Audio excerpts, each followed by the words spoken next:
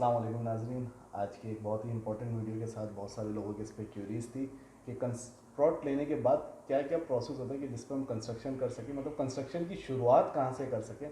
इसके लिए हमारे साथ एक एक्सपर्ट मौजूद हैं, फरहान साहब। अस्सलाम वालेकुम फरहान भाई, कैसे हैं वालेकुम आप? सलाम, अल्हम्दुलिल्लाह खैरियत से हैं। फरहान भाई, हमारे पास तो लोगों की ये बहुत सारे सवाल आते हैं कि यार प्लॉट तो ख़रीदा हुआ है लेकिन अब इस सही। पर घर बनाना है, तो क्या करना है, क्या डॉक्यूमेंट्स की ज़रूरत है, इस पर आप ज़रा सा बताएं। देखिए, मैं आपको स्टार्ट से समझाता हूँ। देखिए, सबसे पहले जब आप प्लॉट परचेज़ करते हो तो आप इस चीज़ पे ध्यान रखोगे कि इसके यूटिलिटी और पोजीशन पेड है या नहीं है। सही है, ठीक है। अगर आपका पोजीशन लेटर आपके हाथ में है, फिर आप आगे प्रोसीड कर सकते हो। सही है। तो सबसे पहला जो स्टेप इस सिलसिले में आता है वो आपका है प्लानिंग एंड डिज़ाइनिंग की फ़ीस।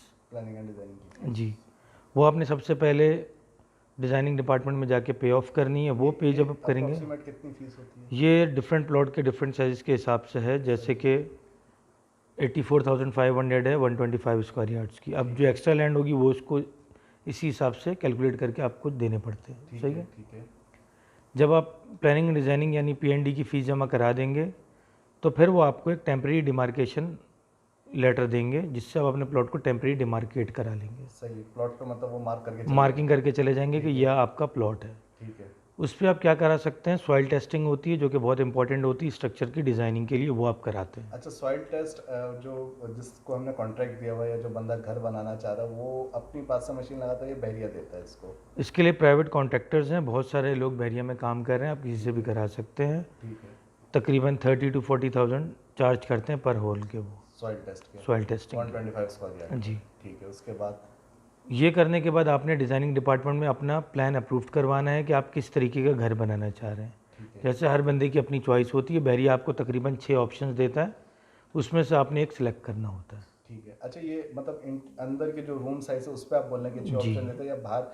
एलिवेशन भी यहाँ बैरिया में देखा है कि एलिवेशन तमाम जो है सेम रहती है? देखें, एलिवेशन का मामला कुछ यूँ है कि गली के अंदर जो भी पहला प्लॉट बनेगा उसको आपको कॉपी करना है। उसको कॉपी करते हुए चलना है। अगर आपकी गली में कोई प्लॉट नहीं बना हुआ तो आप अपनी मर्ज़ी से चूज़ कर सकते हैं Elevation एलिवेशन। ठीक है। अंदर की प्लानिंग का ये बता रहा हूँ कि अंदर की प्लानिंग में चेंजेस हो सकते हैं। ठीक है। वो आप प्लानिंग डिपार्टमेंट में बैठते हैं, जाके वो अपने ऑप्शंस देते हैं।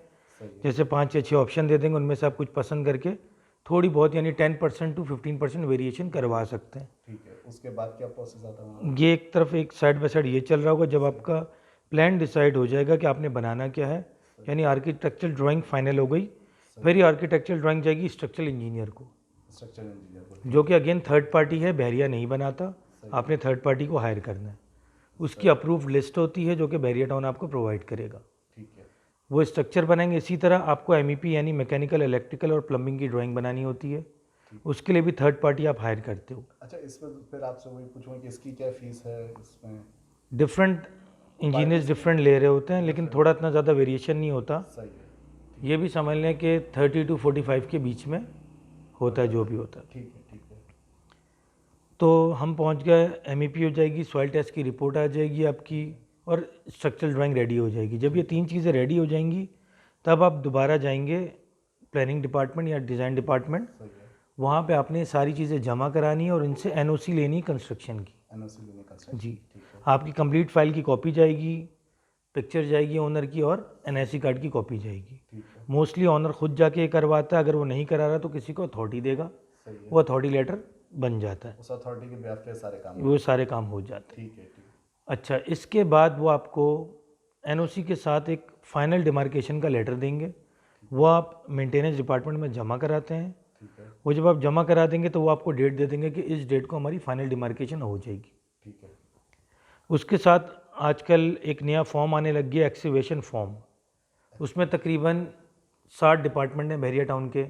इलेक्ट्रिकल है, प्लम्बिंग है, कम्युनिकेशन डिपार्टमेंट है, इस तरह करके 60 डिपार्टमेंट डिफरेंट है। उनसे सिग्नेचर लेना पड़ता है अपने प्लॉट पे एक्सीवेशन करने से पहले मतलब जिसको आप खड्डा कह रहे हैं कि जी, प्लॉट में खड्डा लगाना। आप इसको कह लें खड्डा कह लें। खड्डा लगने से पहले आपने वो पेपर लाजमी साइन कराना है। सही है।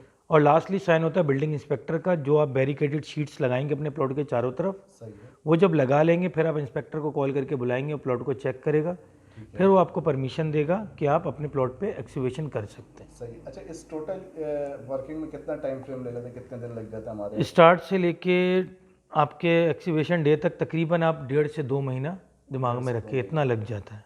अच्छा, इसमें कुछ ऐसे भी मार्केट में रूमर्स आते हैं कि जी 15 दिन में हो जाएगा, 10 दिन में ये काम हो जाएगा, तो ऐसा कुछ नहीं, मतलब ये काम इजी एक्सेस है, खुद ऑनर जाकर करवा सकता है और बिल्कुल खुद 1.5 से से 2 जाके महीने करा लग सकता सकते हैं। है, या उन वो लोग जो रेगुलर बेसिस पे जा रहे हैं उनको सारे प्रोसेस पता है, सही है। तो वो 1 महीने में करा सकते हैं। 15 दिन में अभी तक हिस्ट्री नहीं है कि 15 दिन में कोई मतलब मैक्सिमम करवा सको। 1 महीने से सवा महीना सवा हमें महीना खड्डा लाजमी लगने लगता तक लग जाता है, है। बिल्कुल। अच्छा, इसके बाद भी कोई डॉक्यूमेंटेशन है, यहाँ पर हमारी डॉक्यूमेंटेशन अच्छा, कंप्लीट हो जब गई? आप एनओसी लेके जाएंगे फाइनल डिमार्केशन के लिए, उस टाइम भी आपने पूरी फाइल की कॉपी देनी होगी, ठीक है। एनओसी की कॉपीज़ देनी होंगी, सारी सही चीज़ें देनी होंगी। उसी टाइम पे आपके यूटिलिटी के फॉर्म भी भर दिए जाते हैं, सही है। जैसे इलेक्ट्रिकल कनेक्शन के फॉर्म भी ठीक है। उसी टाइम पे आपने भर लेना है, ताकि आपका जो भी कंस्ट्रक्शन का वर्क हो रहा है उसके लिए एक टेम्प्रेरी मीटर बाहर लग जाता है। अच्छा, टेम्प्रेरी मीटर लग जी। जाता है। ठीक है।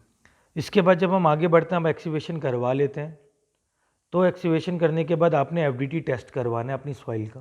एफडीटी टेस्ट क्या होता है? एक एफडीटी थोड़ा टेस्ट आसानी होता के लिए है, आप बता दें। बेसिकली कंपैक्शन चेक की जा रही होती है सॉइल की, अच्छा, कि उस पर या आप स्ट्रक्चर खड़ा कर सकते हो या ये नहीं लोड खड़ा आ कर सकता सकते। है जी, ज़मीन पे, नहीं ये टेस्ट बिल्कुल। होता है। ठीक है। उसमें होता यह है कि बहुत सारी जगहों पे जैसे अली ब्लॉक हो गया, वहाँ पे तो रॉक है, सही है। तो रॉक पे एफटीडी टेस्ट नहीं हो सकता, तो वो जो सॉइल इंजीनियर है वो लिख के दे देता है कि भाई एफडीटी परफॉर्म नहीं हो सकता, रॉक सही। हार्ड है, ठीक आप है। इस पर अपना स्ट्रक्चर खड़ा कर सकते हो। ठीक। कुछ एरियाज़ में बैकफिल हुआ हुआ है, जैसे बैरिया टाउन ने बैकफिल किया हुआ दोबारा से उस खड्डे को, जो जगह को भर देता है, है, उसको भर backfill देते हैं, वो करना है। बैकफिल किया हुआ तो उन्होंने, ठीक है। तो वहाँ पे एफडीटी परफॉर्म करते हैं सही है। और फिर वो बताते हैं कि स्ट्रक्चर किस तरीके का डिज़ाइन होना है। मतलब ये ओवरऑल प्रोसेस है हमारा, फाइनल डिमार्केशन और खड्डे तक का प्रोसेस है। जी।